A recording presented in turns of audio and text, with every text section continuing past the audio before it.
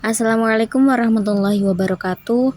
Kami dari kelompok 1 dengan mata kuliah studi kitab tafsir Nusantara yang bertemakan manhaj dan karakteristik kitab tafsir Nusantara yang beranggotaan Sofia Fiona Latifah dengan nomor NIM 21040206041, Rifa Anis Fauziah dengan nomor NIM 21040260021, Diniati Rahma dengan nomor NIM 21040261134, Alyatal Husen Munsarif dengan nomor NIM 21040261133. Nah, pada kesempatan kali ini ada beberapa materi yang akan kami sampaikan. Yang pertama, pengantar dan pengertian tafsir Nusantara. Yang kedua, manhaj atau metode tafsir Nusantara. Yang ketiga, karakteristik tafsir Nusantara. Yang keempat, peran tafsir Nusantara. Yang kelima, tantangan tafsir Nusantara. Yang keenam, contoh tafsir Nusantara. Dan yang terakhir, kesimpulan pada pertemuan kali ini. Nah, langsung saja kepada materi pertama, apa itu tafsir Nusantara atau pengertian tafsir Nusantara. Nah, seperti yang kita tahu, tafsir secara etimologi yaitu memiliki arti menyingkap, memperjelas ataupun menjelaskan. Nah, sedangkan istilah Nusantara sendiri dalam KBBI ataupun Kamus Besar Bahasa Indonesia itu diartikan sebagai sebuah nama bagi seluruh wilayah kepulauan Indonesia. Nah, tafsir Nusantara, jadi tafsir Nusantara itu adalah bentuk penafsiran Al-Quran yang berkembang di wilayah Indonesia, di mana para mufasir memanfaatkan referensi dan konteks lokal dalam memahami ataupun menjelaskan kitab suci Al-Quran. Nah, tafsir Nusantara itu mengintegrasikan pemahaman teks Al-Quran tersebut dengan nilai-nilai lokal ataupun kearifan budaya yang ada di wilayah tersebut. Jadi, tafsir ini mengambil inspirasi dari tradisi dan kearifan lokal serta mengacu kepada ajaran Islam yang dapat dihubungkan gitu dengan realitas dan kebutuhan masyarakat setempat. Oleh karena itu, tafsir Nusantara dapat membantu menjembatani antara pesan agama dan konteks budaya yang khas bagi konteks budaya yang khas di suatu kalangan masyarakat ataupun di wilayah tersebut. Nah, lanjut materi yang kedua yaitu manhaj atau metode tafsir Nusantara. Nah, manhaj ataupun metode yang digunakan oleh para mufasir Nusantara itu cenderung mengikuti manhaj mufasir klasik, yaitu menggunakan metode tafsir bir maksur ataupun tafsir yang berdasarkan hadis dan riwayat-riwayat, serta tafsir birro'yi atau tafsir yang berdasarkan pendapat atau sebuah pemahaman. Nah, di dalam metode penafsiran pemikiran ataupun pendapat itu dimana seorang mufasir lebih berusaha mufasir Nusantara itu lebih berusaha untuk menjelaskan pengertian ataupun maksud yang ada di dalam kandungan ayat Al-Quran yang tidak terlepas dari konteksnya. Namun dalam prosesnya itu metode tafsir metode tafsir pemahaman ini tuh membutuhkan suatu kajian ataupun bahasa dalam konteks tertentu seperti melibatkan banyak kedisiplinan ilmu gitu. Nah, keterlibatan keilmuan itu bertujuan untuk menemukan ide-ide baru ataupun historisasi masyarakat yang endingnya ataupun akhirnya pemahaman atas Al-Quran bisa dapat diterima oleh masyarakat. Karakter tafsir Nusantara. Berikut adalah beberapa karakteristik yang mungkin terkait dengan pendekatan tafsir Nusantara. 1. Konteks budaya lokal. Tafsir Nusantara cenderung menghubungkan pesan Al-Quran dengan konteks, budaya, tradisi, dan nilai-nilai lokal. Hal ini membantu agar ajaran Islam dapat masuk dalam realitas budaya, bahasa, dan istilah lokal. Membantu agar dapat menyampaikan pesan-pesan agama dengan lebih dekat dan mudah dimengerti. Integrasi kearifan lokal, hal ini dapat memberikan contoh konkret bagaimana nilai-nilai agama dapat diaplikasikan dalam konteks Nusantara. Pemecahan masalah kontemporer. Tafsir ini berfokus dalam pemecahan masalah kontemporer dan bisa melibatkan isu-isu sosial, ekonomi, dan yang relevan di wilayah tersebut. Kedalaman ilmu Al-Quran dan agama.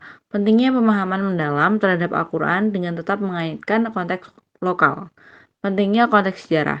Tafsir ini memberikan pengertian khusus terhadap sejarah Nusantara yang dapat memberikan wawasan lebih dalam terkait interpretasi ayat-ayat Al-Quran. Keragaman etnis dan budaya, tafsir ini mencoba untuk mengakomodasi perbedaan dalam interpretasi untuk melayani berbagai kelompok masyarakat. Relevansi sosial dan moral.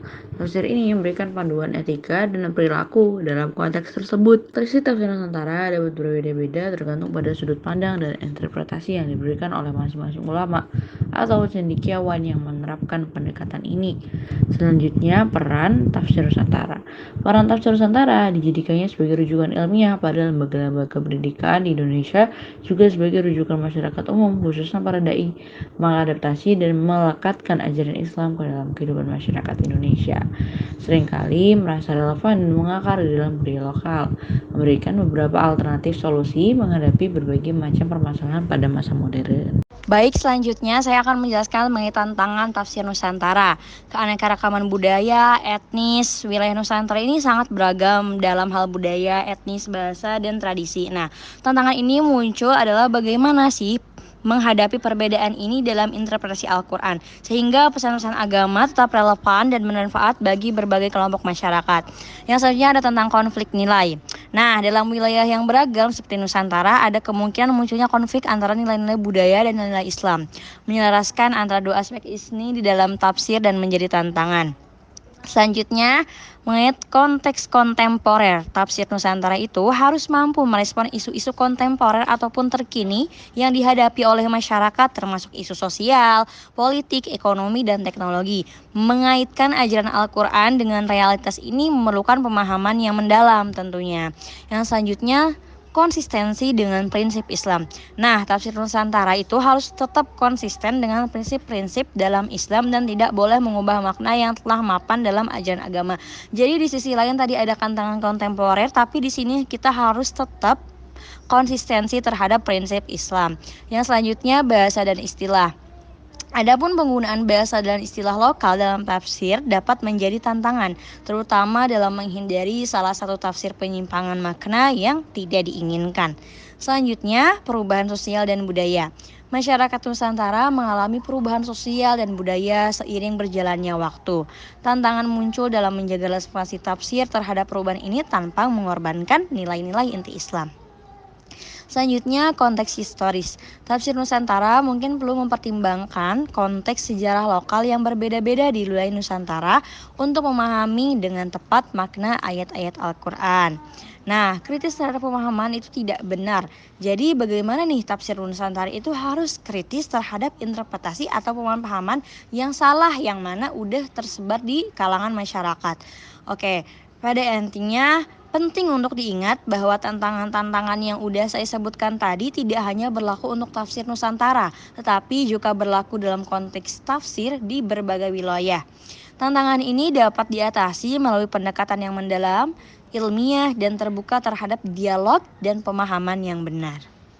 Pembahasan selanjutnya, contoh kitab tafsir Nusantara. Berikut contoh kitab tafsir Nusantara. Yang pertama, Tafsir Tarjuman Al-Mustafid karya Syekh Abdurrauf Asingkili. Yang kedua, ada Tafsir Quran Al-Karim karya Prof. Dr. Mahmud Yunus. Yang ketiga, ada Tafsir Al-Azhar karya Buya Hamka. Yang keempat, ada Tafsir Al-Ikril Ma'anil Tanzi karya Kiai Haji Misbah Mustafa. Yang selanjutnya ada Tafsir Al-Ibris karya Kiai Haji Bisri Mustafa. Yang selanjutnya ada Tafsir Al-Barian karya Muhammad Hasbi As-Siddiqi. Selanjutnya ada Tafsir Al-Misbah dan Tafsir Al-Lubab. Dua-duanya merupakan karya Dr. Kiai Haji Quraisy Shihab. Sebenarnya ada banyak contoh kitab tafsir Nusantara, tetapi pada pertemuan kali ini, pada kesempatan kali ini, pemakalah hanya menyebutkan 8 contoh kitab tafsir saja. Dari paparan materi di atas dapat diambil kesimpulan. Yang pertama, Istilah Nusantara dalam Kamus Besar Bahasa Indonesia diartikan sebuah nama bagi seluruh wilayah kepulauan Indonesia. Tafsir Nusantara adalah bentuk penafsiran Al-Quran yang berkembang di wilayah Indonesia, di mana para mufasir memanfaatkan referensi dan konteks lokal dalam memahami dan menjelaskan kitab suci Islam. Yang kedua, tafsir ini mungkin mengambil inspirasi dari tradisi dan kearifan lokal serta mengacu pada ajaran Islam yang dapat dihubungkan dengan realitas dan kebutuhan masyarakat setempat. Yang ketiga, manhaj atau metode yang digunakan dalam tafsir Nusantara cenderung mengikuti manhaj mufasir klasik seperti menggunakan metode tafsir bil ma'thur, yaitu tafsir berdasarkan hadis dan riwayat-riwayat, dan tafsir bir-ra'yi, yaitu tafsir yang berdasarkan pendapat atau pemahaman. Yang keempat, bahasa dan istilah lokal membantu agar dapat menyampaikan pesan-pesan agama dengan lebih dekat dan mudah dimengerti. Integrasi kearifan lokal, hal ini dapat memberikan contoh konkret bagaimana nilai-nilai agama dapat diaplikasikan dalam konteks Nusantara. Yang kelima, pentingnya konteks sejarah. Tafsir ini memberikan pengertian khusus terhadap sejarah Nusantara yang dapat memberikan wawasan-wawasan lebih dalam terkait interpretasi ayat-ayat Al-Quran.